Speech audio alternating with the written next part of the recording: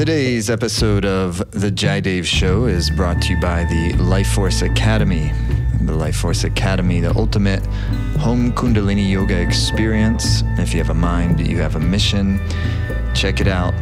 Go to lifeforce.yoga to begin your $1 14-day trial. If you're looking for something you can do from literally anywhere you are in the world with just an internet connection, get lifted really in the best way possible, make your mind crystal clear, your body feels great, and you then very naturally live with a sense of purpose. Check out the Life Force Academy, the ultimate home Kundalini yoga experience. Just go to lifeforce.yoga, type that into your browser, just as it sounds, lifeforce.yoga. Hey, greetings everyone. This is Jai Dave. Welcome to the Jai Dave Show. This is a very special episode. I know I probably say that about all the episodes, but I do mean it. This is one that I think you're really going to love. I recorded it in Maui not too long ago. Simrat and I have been traveling annually to Maui for the last many years. And one of the great gifts that we've received by visiting Maui and teaching over there and Simrat doing her music on Maui is we met Leohu Ryder and Maydeen Lau, and they are incredible people. And this episode, you're going to meet them, and it is really my honor and pleasure to introduce you to them. Some of you may know them or have come across them or their music or their teachings, but they are incredible people and just full of heart, full of love.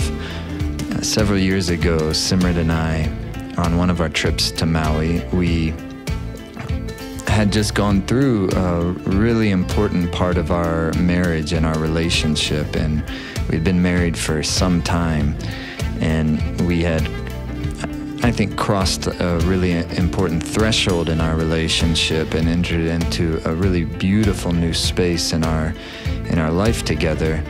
And so we decided to do vow renewals because we were really different people than we had been when we first had committed to our marriage together, and we wanted to recommit. And our son was with us. I can't remember how old he was at that point. This was several years ago now. And we were able to renew our vows, and that was facilitated by Leohu Ryder and Maydeen at a very sacred heiau, a Hawaiian temple that Leohu discovered. Actually, she had a vision of this heiau in a dream of hers, and it wasn't anything that was historically known about. No one even knew to be looking for it, but she had a dream, a vision of this ancient Hawaiian temple, and they went out, they looked for it, they discovered it, and you'll hear about that heiau in the latter part of our conversation in this episode. Really cool stuff. You're going to meet through their stories their beloved teacher who passed away in the year 2005, Auntie Mahilani Poipoi, a great, great being. And again, as I already mentioned once, it's really an honor to introduce you all to them and to their teacher. There's a beautiful story of Ram Dass, the great Baba Ram Dass, who, of course, has lived on Maui now for the last many years of his life. They're very close with him, and we're just so grateful to have met them and have been introduced to them, Leohu and Maydeen, by our dear brother Mike Krall, who is one of the organizers for the Ram Dass retreats over in Maui, and who also organizes our events when we travel over to Maui. So for me, this is a really special episode, and these are two incredible women. We just call them the aunties, and you'll feel, their energy field really, I think, transmits just through their sound, the sound of their voice, the love in their hearts, stories they tell, and you don't need me to tell you much more about it. It all speaks for itself. So please do visit the website of their nonprofit organization, Aloha in Action, which they'll tell you about towards the end of the conversation.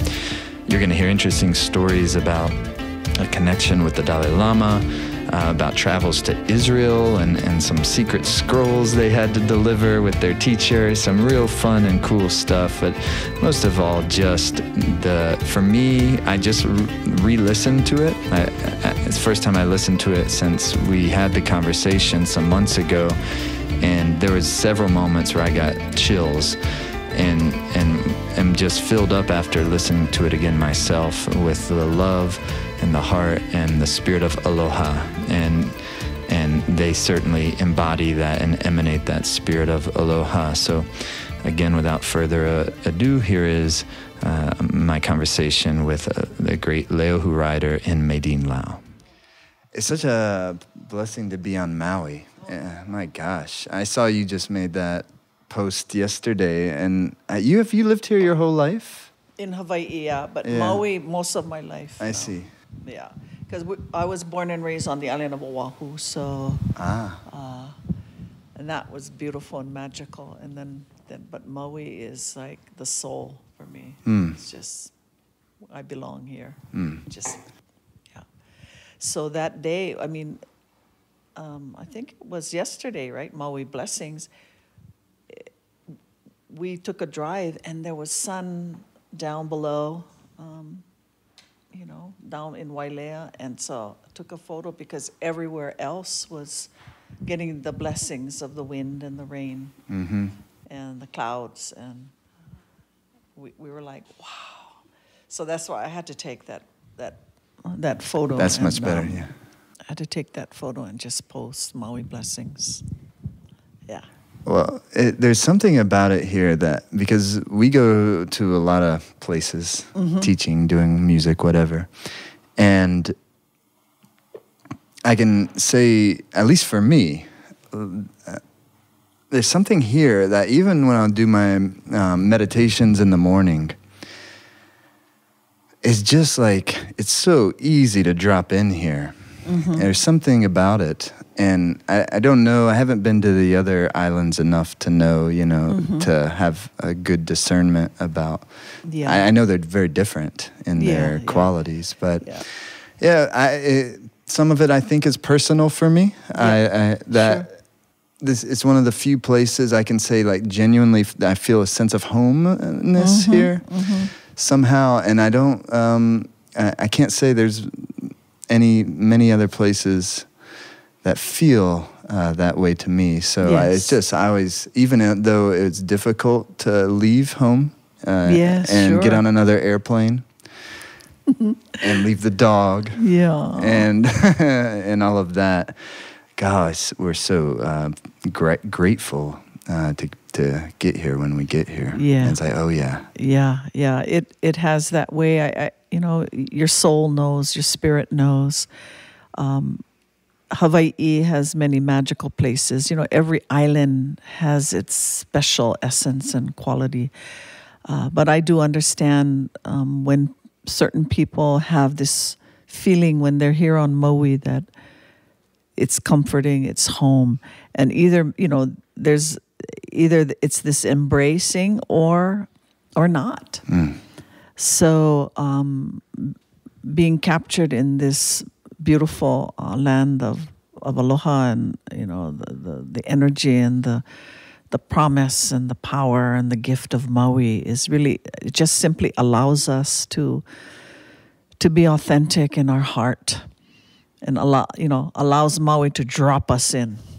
Or we drop into Maui, but Maui is dropping into us. That little raindrop just right there. And we connect. So, yeah. So how, at what point did you move from Oahu to Maui? In my early 20s, I got a job here. That's what brought me here. So I had been finished with university and was hired, got a job at the UH Maui College. What was childhood like on Oahu? What was growing up like there? Growing up was magical. It was I would say a time of innocence. Growing up in a village with all my family surrounding, right on the ocean. We were fisher and farmers. And growing up, all your relations was your family. So all your cousins were your brothers and sisters, and Wow. your parent generation are your parents, your grandparent generation, your grandparents and great grandparents. So being surrounded by your ohana, as we say, a large, village of just supporting each other. There was an innocence, and you just live and learn by doing. Family, being present in with the natural world also, I would say, and not trying to, but just being respectful. And they didn't teach you it. You learn by observation, I would say, just learning by observation. Osmosis. Yeah. Very Hawaiian, culturally Hawaiian community. And a real special time of innocence, before so much change came. So the quality of life was very natural and very beautiful. And I'm so grateful for that, for being able to be taught certain ways, how you related to each other, how you related to the ocean, how you related to the land. This awareness, just by learning, by doing.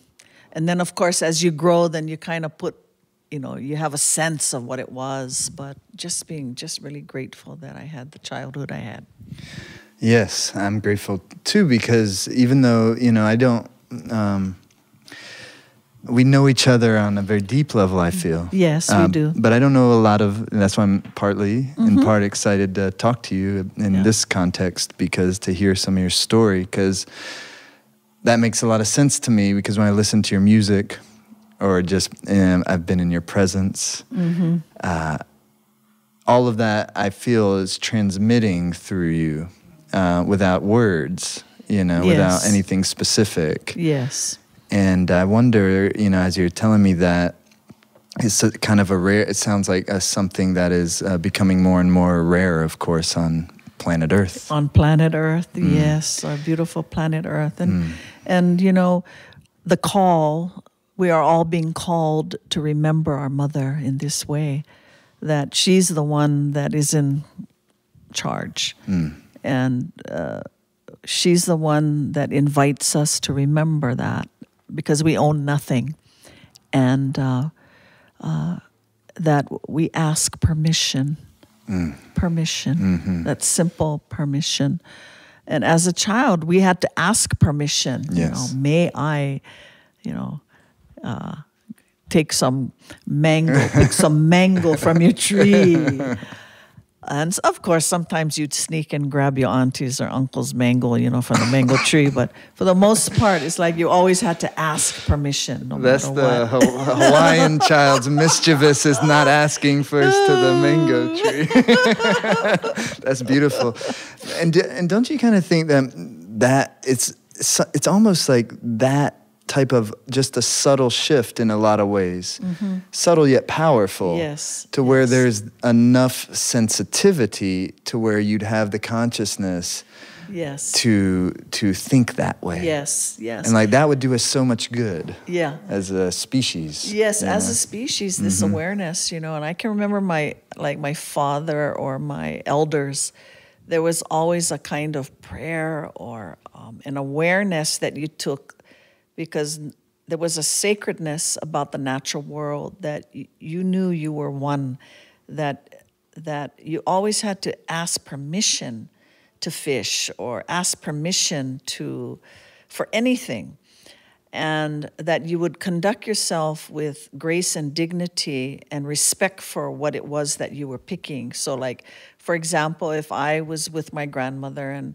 we needed a certain type of limu, a seaweed, that we would walk gently into the water. And we would pick it not to ravage everything, but whatever was there, we just took a little, just enough to feed the family. And so these simple teachings just elevated your consciousness as you grew in society, or when you actually left your village to go into other areas. It's so natural in your skin. But of course, when I would meet some of my classmates and maybe go to their house, it wasn't like that. It was just a little bit different. It just depends. Just depends. Right. So it wasn't like everyone in Oahu was living in that way at that time, of course. I think, just the changes and where everybody was at. And, I remember my mom, we were having a birthday party. My parents had said, okay, you can invite some of your classmates. And it was a big deal because we went camping. We went at a beach, and it was like so much fun.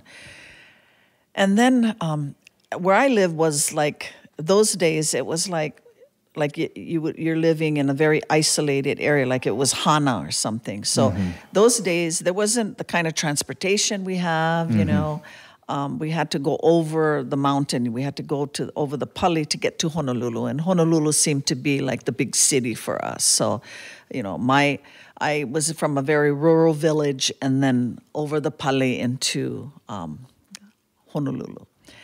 And so when the girls, my classmates, went back home, some of them said, oh my God, now I have to go back to civilization. So, it was just very simple. They loved it. But again, it was civilization, Honolulu. So I think we don't have a lot of those places here in Hawaii anymore where everything has been, shifted in a trampling of the senses. Yeah. Senses. But I also believe that there is a shift of senses that are we're moving into honoring the land. There's a lot of change, and there are many young people that are so passionate about propagating taro and propagating the medicines and propagating hemp and all the natural things that is going to bring the remediation of the soil and honoring the soil. So, those seeds are still in each of us, planetarily speaking. So I believe we're in a big social change, and it will come. It will come because I'm meeting, now traveling all over. We meet so many beautiful young people that are very dedicated in this service to our mother, service to humanity, service in whatever service it is from that heart space. And so we don't have to have grown up in Hawaii. I think we know as children of the earth, in the rainbow of our soul, our spirit, that there's a part of us that knows this. And when that spark ignites, then, we're here. Yes. Like how we get to meet, we met you and Simrit. That, we're the tribe. Yeah. Well, I think, like what's your experience you had with your grandparents and your father, and I'm sure mother, and just that sense of connectivity to nature and spirit. And it's just such simple, it's not esoteric. Very simple. And it's such it adds so much joy to life. Yes, it does. That I just think that element is going to be crucial for us to survive as a species. Yes. And yes. I wonder how that will, reinsert itself into modern life. Yeah, I believe that, I think, some of the things that bind us, living our passion, whatever it is, if we love singing, let us sing. If we love art, let's express it. Dance, I think meditation, things that bring us back into the natural world, liberate us into really this consciousness that is so much a part of our world now.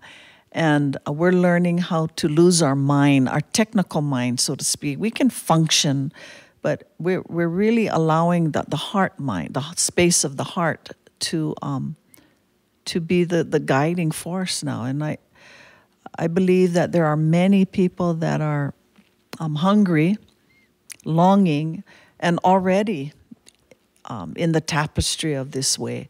So I'm very hopeful, and I have a lot of faith that it's just it's changing, and we are the ones that are the hands and the feet of the divine, expressing this on the face of the earth. So whatever makes us happy and joy-filled, and this knowing, we're doing it in all the ways we do. And of course, there's some of our brothers and sisters, whatever they're choosing, what they choose, but it's truth for them.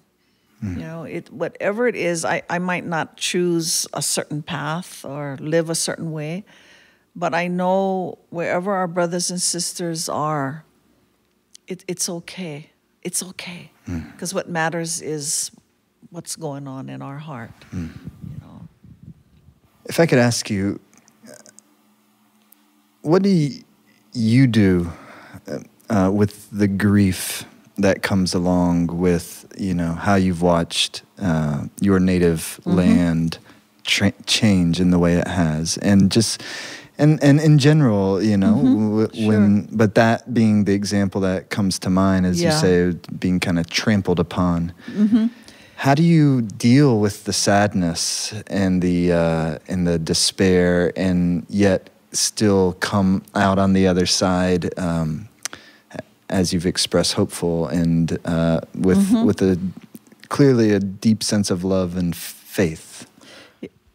It's we all have gone through this trauma in our DNA, the historical record, and my personal feeling is that I'm here now, and aloha is in my bones.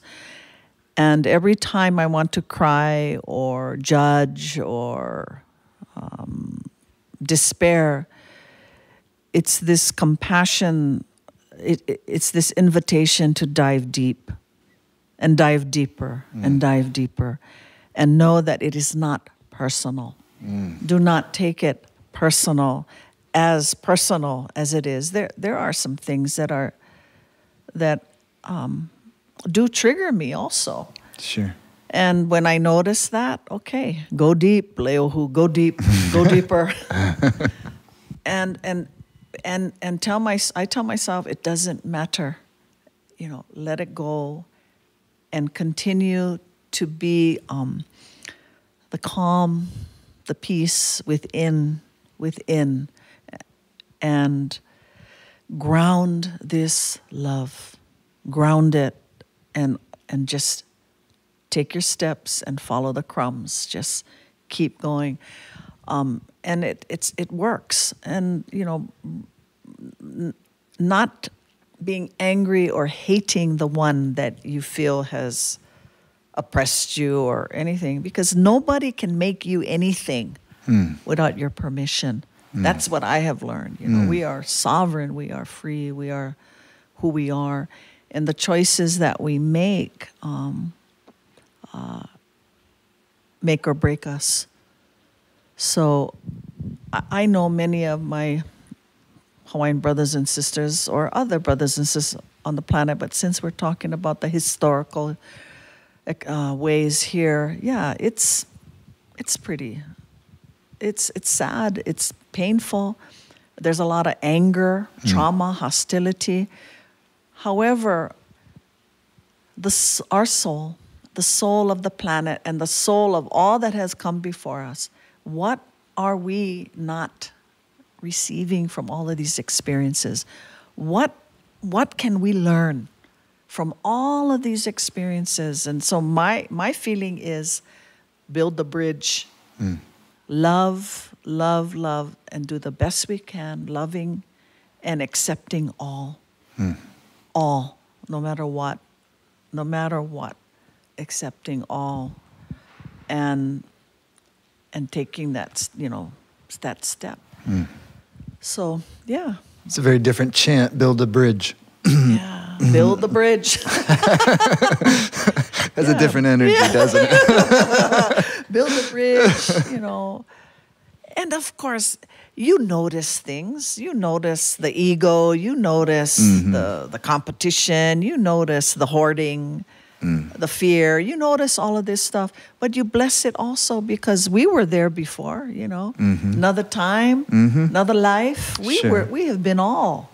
It's just that in this life, we get to play in this way and do the best we can to support love in all, everywhere. Yeah. It's so easy to judge. Yes, it It's is. so easy. I mean, you know, it's so easy to go there. Yeah, and it takes so much effort to not. Oh, yeah. Oh, yeah. Oh, yeah. Well, if I could ask you, I heard some about your family, and then I know from being at your home and seeing photos and your album covers, I know you have a very deep relationship with your teacher. Yes. And if I could ask to have the honor of hearing about her a little bit. I cannot remember her name. Yeah. Well, interestingly enough, many of our teachers have come in the walk of spirit, you know, like in our ancestral lineage, we carry certain awarenesses. And so many of our teachers were on the other side of the veil. And then there was a prayer and said, please send us someone that can help us in the flesh to help understand what this walk is about, because we just need help right now. So Auntie Mahilani Poipoi, Mahi is farmer, or and Lani is the heavens. So she described her name as the worker of the heavens. Her Mahilani Poipoi, Poipoi meaning round. So like the earth. And we met her at a concert that we were singing at, and once we met her, her voice was like a net that was thrown over us catching fish. You know, her net just captured our spirit, and we were just so drawn to her in that moment, and that was the beginning of a beautiful journey. Auntie Mahilani Poipoi was a visionary, a seer, a medicine woman. She had a mind that was, she could remember all the genealogies. And so she had raised a family, and her husband had, died, and we were just there, like she was collecting all of us, the various ones. She lived here on Maui, but she was born on Oahu, and had many connections to all the islands and beyond, and knew every genealogy. When you met her, it was like she knew you forever. And you were just drawn like a magnet to her spirit. And so we traveled together, and we lived together for a time, and she inspired many around her across cultures, across every socio-economic expression of life. But we had the privilege to be with her and to serve in that way, and to learn by observing. And one of she taught us so much, but one of the things, she would say is, you guys better listen, because you're going to be doing such and such a thing. She'd be telling us, and we're like, yeah, right. Nobody can do all of that. Or, we were so enthralled that, we never saw ourselves as being in this walk.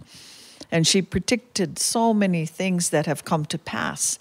And still, as I'm sitting here, I'm just remembering, just her smile, her spirit, And in fact, we just this morning, we're going to do a concert at a friend's house, and we chose her birthday to do it, which is April 19th. So I thought, my gosh, Auntie, you're so present with us. Like she's kind of coming out much more strongly in 2019 for some reason. She died in 2005 November, and I'm sure you've heard the story of how we were all with Ram Dass the week before. We had a big, huge satsang and celebration, and it was kind of early on when he came here to Maui, and we had gone to do the prayer, to do an opening, and so Auntie was there, and then eventually he and she were sitting on, giving us the medicine teachings of, and within the following week, within days, each of them ended up in hospital, one floor above each other. And she died. She left. She ascended, and Ram Dass remained. So there's this connection, I this didn't know soul that connection. Story. Mm-hmm. Yeah, and when she died, the heavens, we had thunder and lightning over Haleakala and out in the ocean, like all night long. You could see thunder and lightning as she ascended into heaven. Into the divine expression, but she traveled. She traveled all over the world toward the latter part as she began to just come into her fullness. And so she was in Bali, and she went to Africa. I think she went. We started to travel with her. And in fact, we were supposed to be going to, I think it was Egypt, because the people there wanted her to go read some scrolls in the Great Pyramid. And, we never made it because of, she had other plans. Yeah. But she was just one of these women, these kupuna, and, these kupuna elders that was just a source of light, the guru. Mm-hmm. She inspired us to be better. She inspired us to live our passion. And she was, life was simple, and, she would swear sometimes. I mean, she was just normal, but just so deep. And, what the first thing she told Medina and I was like, aloha, leohu. My name is Auntie Mahilani Poi Poi, and I've been waiting for you. So she already knew that we were coming. Yes. She was waiting for us. So do you want to add, Maydeen? When we first met her, it was like we turned into two little kids. Sitting right next to her while she was on the chair, just kneeling down at her side. You know how dear ones can just have that look in their eyes, and they put their hand on your head, and you feel, wow, so mothered, so loved, without knowing, without any kind of expectations. So she really mothered us also, and taught us great things about compassion. And she kept saying, just keep walking. It doesn't matter what people think, or what if they're directing things at you that's not so nice. It doesn't matter. You just keep walking in the grace and love, knowing who you are, this being of light. And she loved music so much. So oftentimes she'd be on stage with us, and she'd just sing her heart out.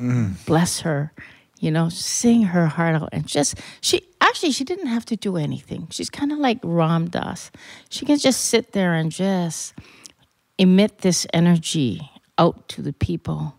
And people would feel that. We felt that. So we are so blessed to have been in her presence and to have been able to take care of her while she lived with us the short time. And she has many students, I would say, on Maui and beyond, and has influenced and cheered many of us on, saying that you're going to do this walk too. So just take gentle steps. We're going to take a quick break from our conversation to talk about the Life Force Academy, the ultimate home Kundalini yoga experience. The Life Force Academy was originally born out of the simple realization that the number one challenge that most people have with yoga and meditation practice also happens to be the number one most important thing in yoga and meditation practice. And that's a bad combination when your most challenging thing is also the most important thing. And that thing is consistency in yoga practice, meditation practice. You can go to one Kundalini yoga class, for instance, and you can get lifted, you can get energized, you can feel amazing. It's an incredible experience. But the deeper experiences, the even more incredible experiences come when you have a good, consistent practice day in and day out, even if it's for a short amount of time. That's why we created the Life Force Academy, and that's what it was designed for originally. We have now members in over 60 countries around the world. We have a thriving, awesome community. You can use our power practices anytime you need a little boost or upliftment. You can go in and use a power practice, and whether you only have 5 minutes or you have a half hour, there's something for every situation. If you want to do a good set to wake up in the morning, go to that power practice. If you want to have a deep, restful sleep before bed, go to that power practice. If you want to stimulate your immune system at the first sign of a cold or during a season change, use that power practice. If you're feeling overwhelmed, use the power practices to alleviate nervous energies, and so forth and so on. You can use our 40-day challenges if you want to create a major positive shift in your life. In terms of sheer transformative force, there's probably nothing more powerful in our academy than the 40-day challenge. But you can also use our full yoga class series.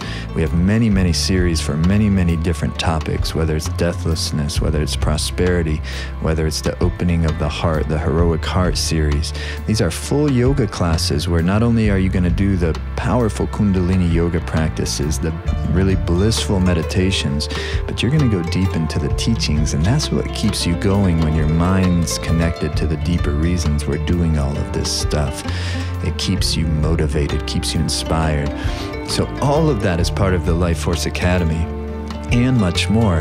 And as a listener of this podcast, you can get a $1 trial, a 14-day trial for just $1 if you go to lifeforce.yoga. Just type that into your browser, just as it sounds, lifeforce.yoga, and you can get a 14-day trial for just $1. And then if you love it, when you get in there and you experience it, after your 14-day trial, it's just $25 per month, which is, less than 2 yoga classes at a local yoga studio. It's a really great deal for what you're getting inside of there. And of course, if you find out it's not for you, then you can cancel anytime. Super easy. You can do it from anywhere in the world. Doesn't matter, what your political persuasions are, what your religion is, and it has nothing to do with that. It's about people, human beings who want to live happy, with healthy body, clear mind, open heart, sense of purpose. Life Force Academy, if you have a mind, you have a mission. Go to lifeforce.yoga to begin your 14-day trial. So Auntie was living in Kihei with our nephew, with her nephew also, Vernon Kalanikau. And these 2 bald-headed monks show up at his house. I don't know how they got there, but knock, knock, knock. He opens the door, and they're looking for this woman. And so he goes, Auntie, hey, these 2 bald-headed guys are here at the... And already, she was already, there were times when she'd always be in the ethereal realm, so sometimes she'd be asleep for hours, like for days. She'd just be gone. She'd be sleeping. And then she'd come out of it, and then, they would tell her whatever was in the dream, but she already knew they were coming. And so these monks were sent by the Dalai Lama to retrieve these special from the temple, these special bells that were sent across with one of her her husband's lineage. I don't know how they got to Maui, but she had them, and that opened up this whole connection with the Dalai Lama. So were they like Tibetan? Yeah, Tibetan. These bells, special bells that were somehow they came to across. In the journey, the migration came across here. So, or you'd hear stories of. Is that what eventually led him to come to Maui? I'm not sure, but because he did come to Maui. I remember. But just the fact that his entourage. Yes. But he has a deep connection to Hawaii, and he actually also has a deep connection to Kauai, because there's a sacred site on Kauai that he's connected to, but that's for another story. Okay. So within the culture of next Hawaii, year's podcast. we have many of these stories.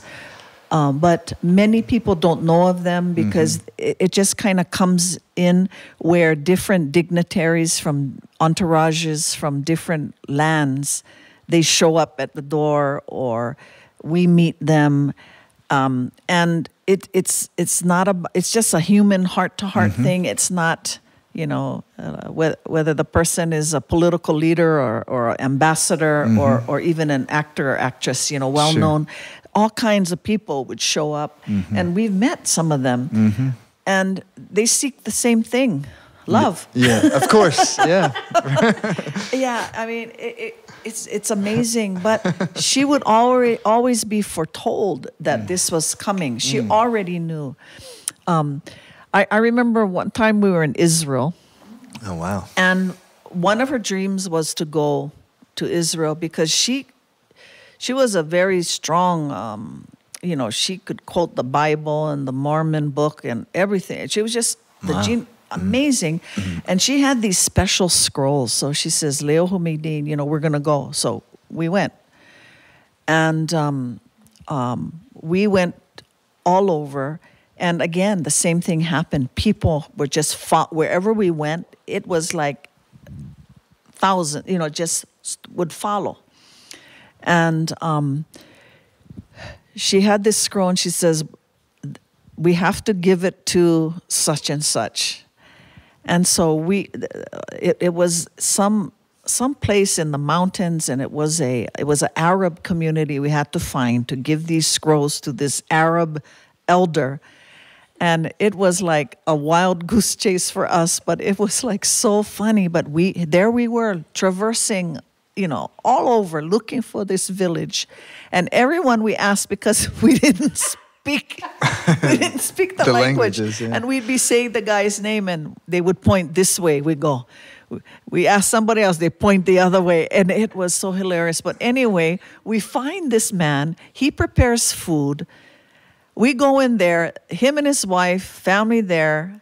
Here's these Hawaiians show up at his house. And this lady is going, blah, blah, blah, blah, blah, blah, she went into a whole nother realm, just big download, shared all this stuff, left the scrolls, and out we go. And, I can just imagine, he has the scrolls, and he was supposed to do something with it, but her duty was fulfilled. Huh. And like 1 hour, 2 hours with this family, and then boom, off we went. But these were like... Because the scrolls actually showed how we are all linked up back to Egypt. And so this was all part of that journey for us to take. And who knows what he's doing with those That's right. scrolls. What a blessing, though. What a blessing to go on this journey with Auntie. Wow. These beings like Auntie, they always seem to have something like that. Like... Yeah. There's something else going on where they're trying to it's like the real Lord of the Rings, where they're really it's like all these little pieces got to be put in place, and there's a subtle energy that's really important to our well-being here. Yes. And And Yes. they were so tapped into that Yeah. then there's like the scroll thing So that's really important for whatever reason, you know?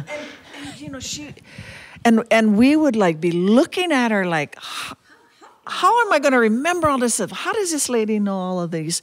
And the simplicity, and then they look at you and they just laugh, or they look at you and they smile like, oh, don't worry, it'll come, you're going to get it, you know. The simplicity of life and how everything just opens. You're in Israel, or you're in an Arab area, and everything opens, and you're just cared for. I mean, I remember we were in a van, and there were people were protesting, and they were coming towards the van, and they had, you know, Saddam Hussein. They had, you know, and she says, "Oh, don't worry, don't worry." And you're in the van, and we're just taking, you know, we're taking deep breaths, and this mob. The van was just in the middle of wherever we were, the square, and this mob, thousands of people coming towards you, and they just, you know, kept walking, proceeding with their protest, and yeah, we were unharmed. So, you know, in these kinds of instances, you just have faith and trust. And she just said, "Don't worry, you know, Kerkua, the divine, is going to take care." She said, "Just trust." She says, "Love and trust. Kerkua going to take care. You don't worry about anything. Kerkua is opening the way." And she wasn't into like planning out anything, you know, like 10 steps ahead. It was this now moment, because she already knew, you know, what was coming or what was happening. She was already guided. So that trust has really taught us, you know, embedded in us, that love and trust of oneself to allow, because you're not, you know, it's not about you. You're right. It's never about you. Following the crumbs. Yeah. Yeah. So now here you are, and clearly a continuation of Sure. whatever the mission, you know, that she came here to fulfill. And now we have Leohu and Medine. And, Yes. And how do you, or do you, are you able, how do you see the work that you're doing? I know it's so multifaceted, of course. Yes, it is. It's very multifaceted. The work that we're doing is pretty much the same, loving and trusting and feeding. You know, she always say, feed the people. Or like, you know, in her vernacular, you know, feed the sheep. Just feed and do the best you can, whatever it is. All. They're to all. You lay down your life for all, because they're all family. So it wasn't this culture or this amount of finances. It was all, and you serve all, and this non-judgment and embracing all that is in front of you or with you. Our work now is, you know, as the guardians of the temple, Kukui Puka. You know, she told us, you know, you guys as the caretakers, this temple is just going to start sending you all over the world. So that's what's happening. The music, the inspiration, you know, ambassadors of Aloha.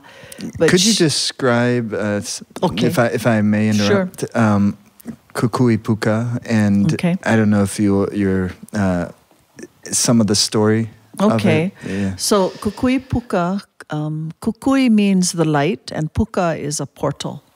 So Kukui Puka is a holy site, a heiau, a temple of peace, on that Medine and I are the caretakers of.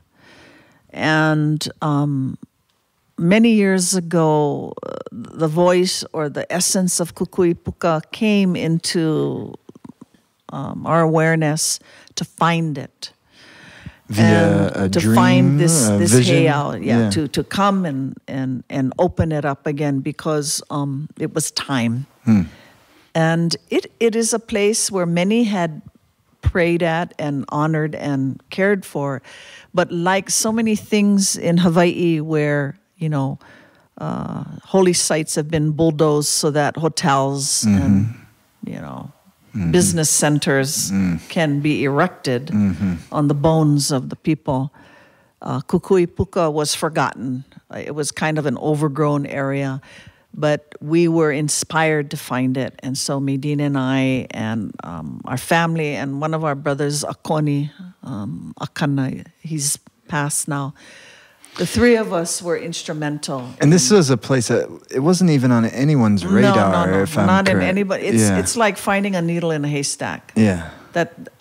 And people didn't even know that there was something to look for, let alone right. Yeah, and it's a really long story. It's kind of like one of those Lord of the Rings and that's the sense I had. A deep journey. Yeah, but we found it, and we began the moment we found it. We had been, we call it Kupuna boot camp, like military boot camp, where we were sent to, we had to go to this valley, do this prayer, grab this, get this particular offering, take it here. It was an amazing, beautiful experience. But when we got to this holy site, time stopped. Like we went in and we were transformed.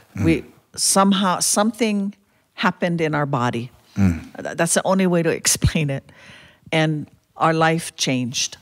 And we began to care for this site because the ancestors and the divine said, because people are going to be coming, they need a place to pray. This is a place of light that many will find healing and beneficial. And so as we began to clean, it inspired music, it inspired our life. And after that, that's when we met. After we released our first CD was when we met Antilani Poipoi. And she helped us kind of understand part of the journey. Because, if the journey was easy, everybody'd be doing it. Yes. But once we began, we set foot there, we began to clean, then of course everybody became, authorities and whatever. Of course. So the journey of Kukui Puka has helped us really grow in compassion and aloha, because when you got all kind stuff flying at you, it teaches you quite a lot. Right. What are you doing? You're crazy. You're not supposed to do this. And even from our family, who part of the colonization is that we love Jesus too. He's a dear friend. But I think sometimes with Christianity, at least for our family, they were very worried because it was bringing up the old ways, the kahuna ways, the dark ways. And yet, we have these lines in all our families. Yes. These are ancient teachings, indigenous teachings that have helped our earth evolve spiritually also. So our families were not particularly happy that we were playing, at this heiau. Because your families are Christian. Yes, families. our families are Christian, and and many Hawaiian families are. Sure. Yes. And we're Christian too. Sure. And as am I, a young Jewish boy. So it's it's beautiful. It's been really beautiful because we didn't stop. We didn't let anything change it. And we've been through fire. We've been through a lot of fire to come to this moment to sit and talk to you, because we would never have talked about it ever to anybody. And it's a book to be written, I would say. It's something special. I hope so, yeah. So Kukui Puka now is a place where people come and enjoy. We are still the caretakers, and it's a tremendous place of refuge and healing for our world, for our community, and it connects with all. We are the rainbow now. We have to share. You want to add? When we discovered it was like early 1994 or 95. I can't remember the exact year. But Kukui Puka, the first CD was released in 1998. And after that, so I think it was 99 when we met Auntie Mahilani Poi Poi. And there's just this one song, she says, Le'ohu, sing Auntie this song, my favorite song. It's called La'a Mau Mau. And La'a Mau Mau is the goddess of the wind. And she was enchanted by that song. And she'd always ask us to please sing that song for her. So that was our first falling in love with Auntie Mahilani Poi Poi at that moment. And back to Kukui Puka. Today it has inspired many. It helped people with their grief, jumping over their own illusion, bringing great joy and peace. In fact, today we had a family from Japan that were, wanted to feel the blessings of this place. So before coming to see you, we were with them at Kukui Puka, and the ceremony was just magnificent.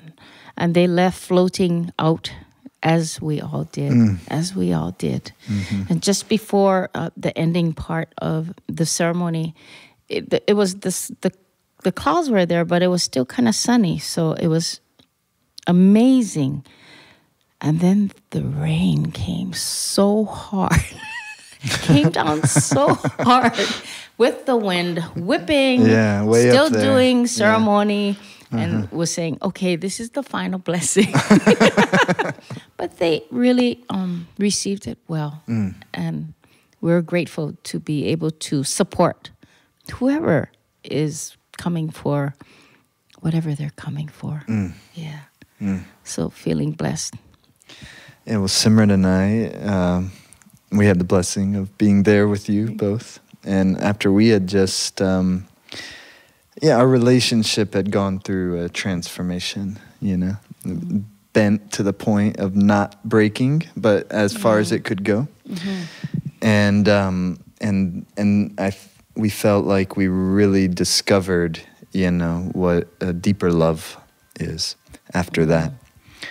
And then we, not too long after that, we realized we wanted to, that marriage now means something else to us than it did when we initially committed to each other. And we had the honor of being there with you at the Heiau and recommitting. It was beautiful. It was beautiful for us. Our son was there with us. Yes, it was very beautiful. I remember. And feeling the generosity of that space, and connecting and binding you, and it was just very lovely. It was just a very lovely moment, and of surrender, and knowing that love will continue. And I know that yesterday was Valentine's, so we invoke love wherever we go. Any good excuse for love, and that's the key. That's the key, to love without expectation, to love deeply, and enjoy, play, and trust. Well, I know we could go on forever, but I do want to make sure people know. We haven't even mentioned Aloha in Action, and I want to make sure people know what that is, and of course of your music. Which they can find on iTunes, on your website. Yes. I'll make sure everybody knows all about your website. Find us. Yeah. You can find us on iTunes and the website. And Aloha in Action is simply serving love, serving aloha. And Medina and I decided, we were thinking, 10 years ago, we said, we all, we're always we decided, let's recruit an army of healing. We only recruit army to do other things, but we thought, let's recruit an army of healing. And so that was the thought behind Aloha in Action, because our lifestyle has been Aloha in Action. I would say that the culture is like that, very loving. So we set up this nonprofit to benefit based on relationship, love, serve love. So we've helped people all over the planet, really, and in our own community, from schools, buying supplies for schools, building huts, buying tires, glasses, medical supplies, art supplies. It's just based on need. Most recently, we had a big fire in Lahaina, so we bought a whole bunch of supplies. Recently, just like yesterday with all the winds, the other winds, we have a family in need that, they're where they're living in, things just blew all away. So we're going to be buying some lumber and to help. So that's Aloha in Action. That's it. So the real kind of earthy service work. Yeah, and based on relationships, because I used to be a teacher in the classroom, and I used to give to Aloha United way, but I like giving in this way because the people, you know where it's going. You're trusting the process. And I think, as we grow, we're the primary ones that donate, through our concerts and things like that. But as we grow, I'm sure that, we're going to have to get a little bit more accountant savvy, hire the accountant. The forensic accountant to make sure everything is going. But for now, it's nice to play in this way. And whether people donate to us, at least we're just inspiring others to serve Aloha. It's not about a nonprofit. It's like serving Aloha, serving love in the ways that you can, even if it's just a smile or a prayer or a hug, in whatever way that brings you joy. Maybe a good kind of ending point, because we all know the word aloha. But how do you define that word? Aloha. Ha, the breath of spirit in the living waters. Alo is the light that we see in life or each other. So it's honoring the light and the breath of spirit in each one. Aloha, you physically kind of bow, acknowledge that light face to face, recognizing face to face the spirit within each other, this unconditional love. And we had a wonderful Auntie Pilahi Paki who brought forth the Aloha Spirit Law, because we do have an Aloha Spirit Law. And I'm going to, invite the audience to go look up the Aloha Spirit Law, because Auntie Pilahi Paki was another seer that left the planet too soon, but knew that Hawaii would play a very prominent role in the now world, because they would look for aloha as a way to ground and heal themselves. So, yeah. Wow. Yeah, aloha. You cannot see or hear. You cannot taste it. You cannot see it all the time, but it's just that deep knowing. Yeah. No, I can say without a doubt, that without any smidgen of a doubt, that what I feel when I'm in both of your presence is what I believe to be aloha. Mahalo for that. Thank you. Thank you, brother. Thank you. Yeah, we feel that from you as well. Thank you. We feel that. So we're so grateful to be here. And yeah. And indeed, it is. It's a feeling, not a definition. Truly a feeling. So I feel that with you too. Mahalo. You and Simrit. So grateful. As are we. Thank you. Thank you. Mahalo.